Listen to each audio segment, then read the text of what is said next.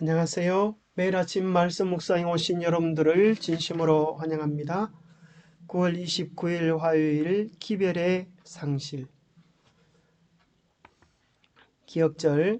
하나님은 그의 권능으로 높이 계시나니 누가 그같이 교훈을 베풀겠느냐. 욥기 36장 22절 말씀. 하나님께서는 분명한 기별을 사람들에게 주셨지만 사단은 하나님의 기별을 왜곡시키고 또 하나님의 기별을 반대하게 합니다. 우리의 마음속에는 끊임없이 하나님이 주신 기별을 왜곡시키고 우리의 욕심에 편리한 대로 이용하려고 하는 마음이 있습니다. 우리는 늘 깨끗한 마음으로 하나님께 나아가서 왜곡된 하나님의 기별을 바로 세우고 또 우리 마음속에 들리시는 성령의 음성을 바르게 듣기 위하여 우리의 마음을 기울여야 하겠습니다. 오늘의 말씀, 뱀이 여자에게 말하되 동산 나무의 열매를 우리가 먹을 수 있으나 동산 중앙에 있는 나무의 열매는 하나님의 말씀에 너희는 먹지도 말고 만지지도 말라 너희가 죽을까 하노라 하셨느니라. 뱀이 여자에게 이르되 너희가 결코 죽지 아니하리라. 너희가 그것을 먹는 날에는 너희 눈이 밝아 하나님과 같이 되어 선악을 알 줄을 하나님이 아심이니라. 여자가 그 나무를 본즉 먹음직도 하고 보암직도 하고 지혜롭게 할 만큼 탐스럽기도 한 나무인지라. 여자가 그 열매를 따먹고 자기와 함께 있는 남편에게도 주매 그도 먹은지라. 뱀은 어떤 말로 하와를 속였을까요? 하와의 부족은 무엇이었을까요? 최고의 교육을 받을지라도 믿음과 순종만이 우리의 유일한 안전책인 이유는 무엇일까요? 자, 첫 번째, 뱀은 어떤 말로 하와를 속였습니까? 뱀이 여자에게 이르되 너희가 결코 죽지 아니하리라. 너희가 그것을 먹는 날에는 너희 눈이 밝아져 하나님과 같이 되어 살아갈 할 줄을 하나님이 아심이라. 여자가 그 나무를 본즉 먹음직도 하고 보암직도 하고 지혜롭게 할 만큼 탐스럽기도 한 나무인지라. 여자가 그 열매를 따먹고 자기와 함께 있는 남편에게도 주매 그도 먹은지라. 자, 뱀은 하나님의 말씀에 대하여 정면 도전했습니다. 첫 번째는 정말 그러냐라고 의심의 마음을 품도록 했지만 나중에는 궁극적으로 하나님의 말씀은 반드시 죽으리라 했는데 사단은 결코 죽지 아니하리라 뿐만 아니라 더 나아가서 너희들에게 손해가 되는 것이 아니라 오히려 너희들에게 더 큰 유익이 될 것이다. 사단은 죄를 미화시키고 죄를 짓도록 우리를 유혹하는 데 명수입니다. 뱀이 완전히 틀린 말을 하는 것은 아니었습니다. 부분적인 틀린 말은 완전히 틀린 말보다 더 위험한 것입니다. 여기 두 그릇의 병이 있다고 생각해 봅시다. 하나는 무서운 독약이다 적했습니다. 그러나 또 하나는 독약과 달콤한 것이 들어있어서 먹고 싶도록 하는 것이 있습니다. 그리고 여기는 독약이 아니라 보약이라고 그렇게 기록되어져 있다면 여러분 어느 것이 더 위험하겠습니까? 독약만 있는 것은 어느 누구도 먹고 싶은 생각조차 하지 않을 것입니다. 그러나 보약의 성분이 있고 그 안에 독약이 들어있는 것은 사람들에게 먹고 싶은 생각을 가지도록 만들 것입니다. 사단이 하는 일은 바로 이러한 일입니다. 하나님의 말씀을 왜곡하게 하고 마치 하나님의 뜻을 어길 때 그 속에 우리에게 굉장한 유익이 있는 것처럼 그렇게 우리를 미혹합니다. 그녀는 하나님께 여쭈러 갈 수 있었다. 물론 지금 이 땅에서는 학생이 능하신 교사이신 하나님께 직접 나아갈 수 있는 특권을 상상하기는 어렵다. 반면 그것은 에덴에서 이루어지는 교육의 장점이었다. 그러나 하와는 하나님께 피하여 그분의 도움을 구하는 대신 뱀의 기별을 받아들였다. 그리고 하나님의 기별을 뒤바꾼 뱀의 주장을 수용하는 과정에서 하나님과 그분이 주신 말씀을 의심했다. 자, 하와는 하나님께서 주신 그 기별과 뱀의 기별 사이에서 고민하다가 뱀의 기별을 받아들이게 되었습니다. 왜 그랬을까요? 그의 욕망을 부추겼기 때문입니다. 그의 이기심과 교만을 부추겼기 때문입니다. 사단은 늘 그렇게 마치 우리에게 유익이 될 것처럼 거짓말을 하면서 진리를 왜곡하고 죄를 짓도록 미혹합니다. 하와가 뱀을 만났을 때 그녀는 동산나무에 대하여 하나님이 주신 명령을 뱀에게 되풀이했다. 물론 그 내용은 뱀에게 새로운 것이 아니었다. 뱀은 그 명령에 익숙했기 때문에 그것을 왜곡하기 위해 준비되어 있었다. 그래서 하와의 순진함을 약점으로 잡았다. 하와의 부족은 무엇이었을까요? 첫 번째, 하나님의 말씀을 조금이라도 희석시키는 것, 그것이 그녀의 잘못이었습니다. 우리는 하나님의 말씀을 우리 편한대로 자신의 유익을 위하여 아전인수격으로 해석하면 되지 않겠습니다. 정말 깨끗한 심정으로 하나님의 뜻이 무엇인지를 묻고 또 물어야 되겠습니다. 왜냐하면 하나님의 바른 뜻이야말로 언제나 최선의 것이고 우리의 몸에 양약이 되기 때문입니다. 어제 보았듯이 하와는 하나님의 명백한 명령에도 불구하고 자신이 배운 것을 말로 희석시켰다. 물론 그녀는 하나님이 주신 말씀을 오해하지는 않았지만 그것을 충분하리만큼 진지하게 취급하지 않았다. 그러나 그녀가 선택한 행동의 결과는 아무리 강조해도 지나치지 않다. 우리가 알기는 알지만 대충 진지함을 잃어버린 이것이 하와를 멸망에 이르게 할 뿐 아니라 온 인류에게 사망 선고를 내리는 결과를 가져왔습니다. 하나님의 말씀 앞에, 하나님께 드리는 예배 앞에 우리는 진지해야 할 것입니다. 마치 하나님 앞에 와 있는 것처럼 우리의 마음을 겸허하게 드릴 필요가 있습니다. 요즘은 대면 예배가 금지되어지고 또 방송 예배를 많이 하게 되어져서 우리는 그저 말씀만 들으면 된다고 생각하는 그런 태도로 아무렇게나 그렇게 예배를 드리기 쉬운 때에 있습니다. 그것이 하와의 마음의 부족이었습니다. 둘째, 그녀는 하나님께 여쭙지 않은 것이 문제였습니다. 우리에게는 언제나 여쭙기만 하면 우리를 위하여 최선의 답을 가지고 계신 주님이 우리를 기다리고 계십니다. 무엇을 하기 전에 하나님, 정말 제가 무엇을 해야 합니까? 어떻게 하는 것이 주님의 기쁨입니까? 주님의 뜻이 어디 있습니까? 라고 묻지 아니한 것이 하와의 부족이었을 것입니다. 어쩌면 하와의 부족은 생각하지 않은 죄입니다. 우리가 짓는 죄 중에 가장 큰 죄 중에 한 가지는 생각이 없이 사는 것입니다. 그저 발이 가는 대로, 그저 입이 열리는 대로, 그저 생각 없이 말하고 생각 없이 먹고 생각 없이 살아가는 것이 우리의 큰 죄는 아닐까요? 만약 그 순간에 단 한 번이라도 하와가 이런 생각을 했더라면 어떻게 되었을까요? 정말 어느 것이 더 하나님을 기쁘시게 할까? 하나님의 뜻은 무엇일까라고 물었다면 그녀는 미혹되지 않았을 것입니다.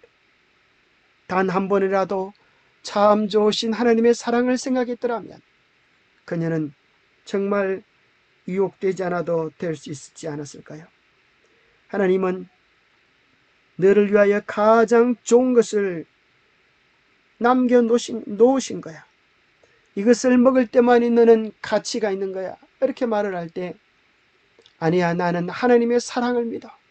하나님은 이미 나에게 충분히 좋으신 분이시고 나는 그분께서 언제나 최선의 것을 주신다고 믿어 라고 말을 했다면 뱀은 도망가지 않았을까요? 그리고 하나님의 도우심을 요청했다면 말입니다. 우리도 우리의 매 삶의 선택 속에서 늘 생각해야 되겠습니다.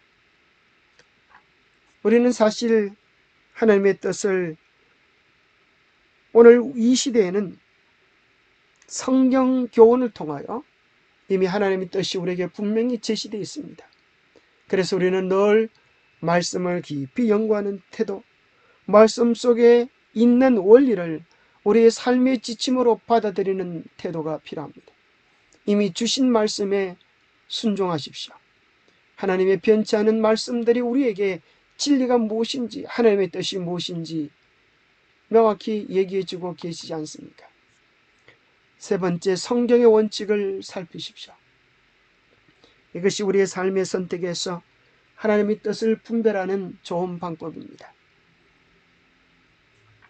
네 번째, 하나님께 기도하며 지혜를 간구하십시오. 때로는 영적 지도자에게 조언을 구하십시오. 언제나 이것이 주님의 뜻인가? 이것이 정말 최선인가를 생각해 보면서 언제나 가장 좋은 길을 선택하도록 하십시오. 또 내가 이 일을 선택하면 하나님과 사람들에게 또 나에게 어떤 결과를 가져올까를 생각해 보는 것도 중요하다고 생각합니다. 하나님과 사람과 또 나에게 어떤 유익을 가져올 것인가? 아니면 어떤 손해를 가져올 것인가? 그런데 뱀에 미혹되어진 하와는 생각이 마비되었습니다.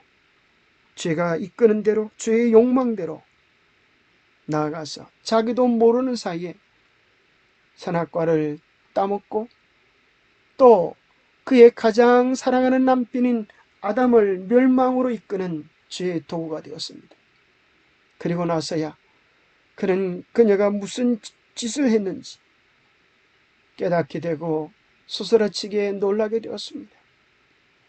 죄를 지을 때 우리의 마음이 대부분 그러하지 않습니까?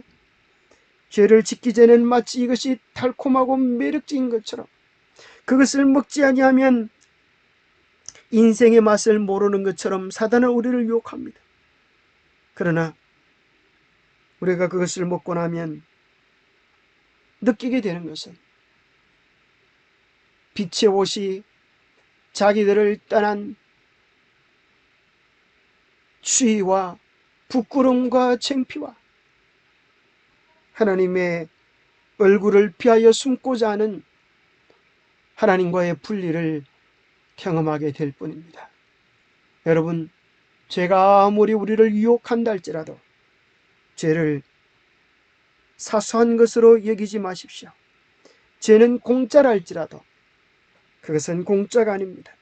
모든 죄는 반드시 우리에게 생명을 요구하기 때문입니다.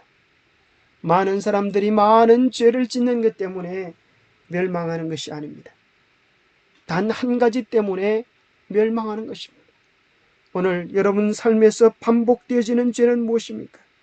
무엇이 여러분이 또 넘어지고 넘어지는 그 죄입니까? 그 죄를 주님 앞에 가져와야 되겠습니다.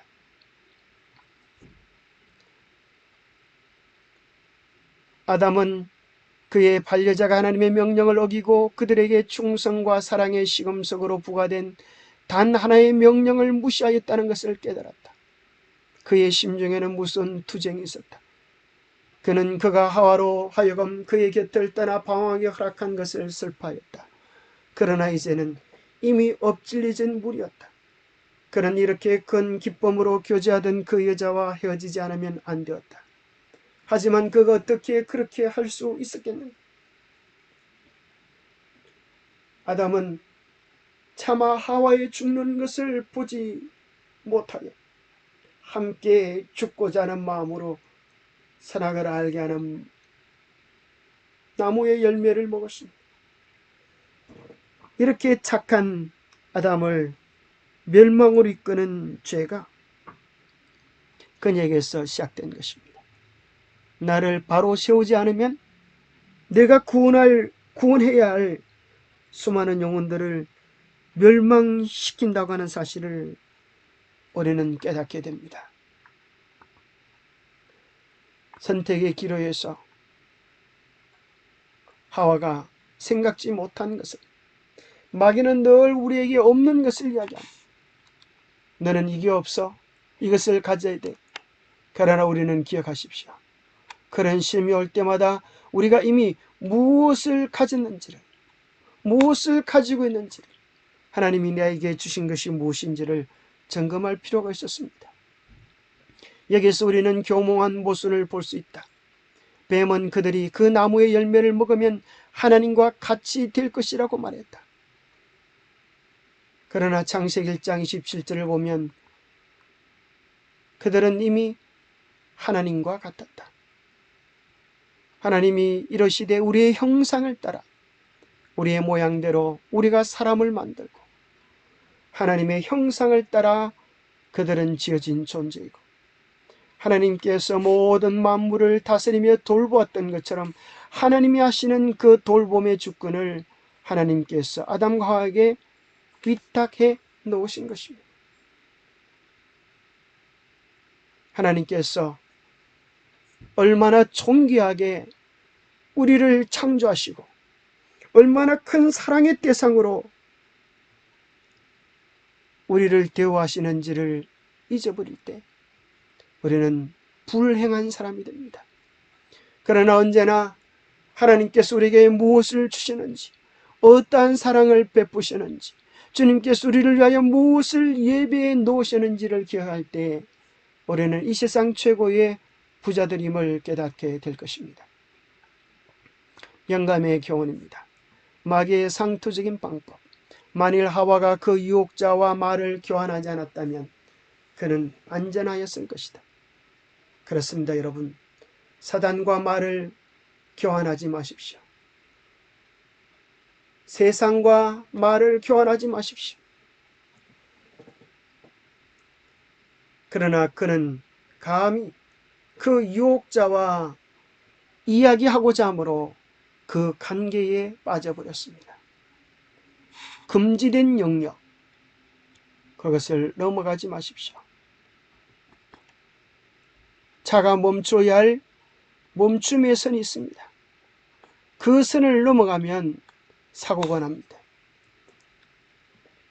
도로와 도로 사이에 있는 중앙선을 침범하는 것은 위험을 자처하는 일입니다. 지금도 여전히 많은 사람들이 하나님이 금지하신 그 영역에 들어가기를 좋아합니다. 그들은 하나님의 요구를 의심하고 이론을 제기합니다. 그리하여 그들은 하나님의 계명을 순종하는 대신에 사단의 관계가 감추어져 있는데 불과한 사람의 이론들을 받아들이게 됩니다.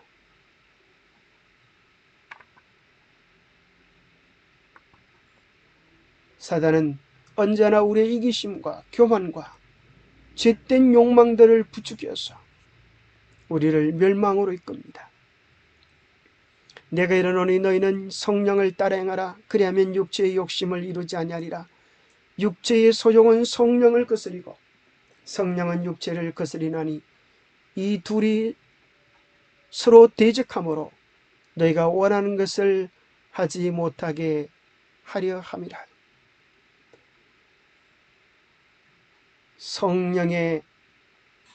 성령을 따라 행할 때에 우리는 육체의 욕심을 이루지 않게 되고, 육체의 소욕을 따라 살 때에 우리는 성령을 거스르게 됩니다. 원숭이를 잡기 위하여 어떤 사람이 이렇게 원숭이 손이 들어갈 만한 구멍을 파놓고 그 안에 바나나를 넣어놓는다고 합니다. 그럼 원숭이가 손을 집어넣어서 바나나를 붙잡는다 그래요. 그러면 사람들이 쫓아가서 원숭이를 잡으면 원숭이는 손을 빼지 못하고 당황하여 어쩔 줄을 몰라다가 사람들에게 붙잡힌다 그럽니다. 뭐만 하면 삽니까? 뭐만 하면 살죠? 손을 빼면 사는데 우리도 어리석은 원숭이처럼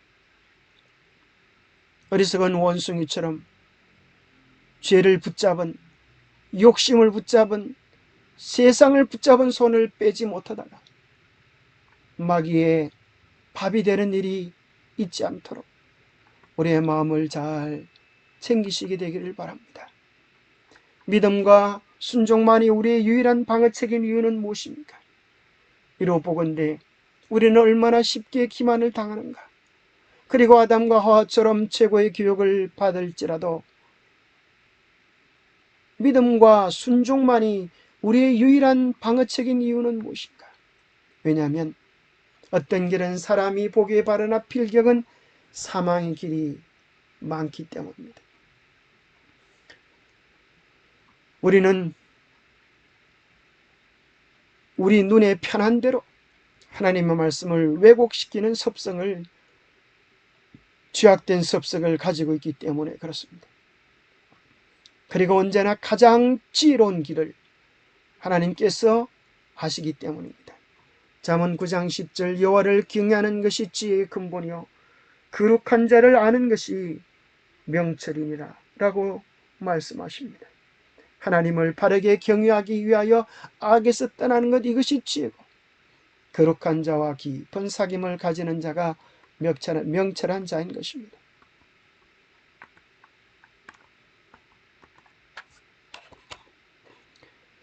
왜냐하면 우리에게 지혜를 주실 하나님이 늘 같이 하시기 때문입니다. 너희 중에 누구든지 지혜가 부족하거든 모든 사람에게 후히 주시고 꾸짖지 아니하시는 하나님께 구하라. 그리하면 주시리라. 기도하겠습니다. 하나님 아버지, 우리는 늘 마귀처럼 하나님의 말씀을 왜곡시키고 우리의 입장에 맞게 해석하려고 하는 죄악된 기질을 가지고 있습니다. 하나님, 우리를 불쌍히 여겨주셔서 왜곡시키려는 하나님의 말씀을 바르게 듣기 위하여 무릎을 꿇게 하시고 마음을 겸비하게 할 수 있도록 도와주시옵소서. 어리석은 자신의 지혜를 의지하지 않게 도와주시옵소서. 무엇을 하든지 주께 여쭈며 살아가게 하옵소서. 생각 없이 분별 없이 살아가지 않게 하시고 삶의 매 순간의 선택에서 나의 욕심이 아닌 언제나 이것이 정말 하나님의 뜻인가, 하나님의 말씀이 가르치는 방향인가를 물으며 살아갈 수 있게 해주시옵소서. 언제나 나의 기쁨이 아니라 주님의 기쁨을 선택할 수 있는 주님의 사랑받는 자들이 되게 도와주시옵기를 우리 주 예수님 이름 의지하여 간절히 간구하옵나이다. 감사합니다. 인생은 삶의 선택의 연속입니다. 어제 선택한 것이 오늘 우리의 삶이 되고 오늘 선택한 것이 우리의 미래가 될 것입니다. 오늘도 매 순간 주님을 기쁘시게 하는 것을 선택하는 우리의 삶이 되기를 바랍니다. 감사합니다.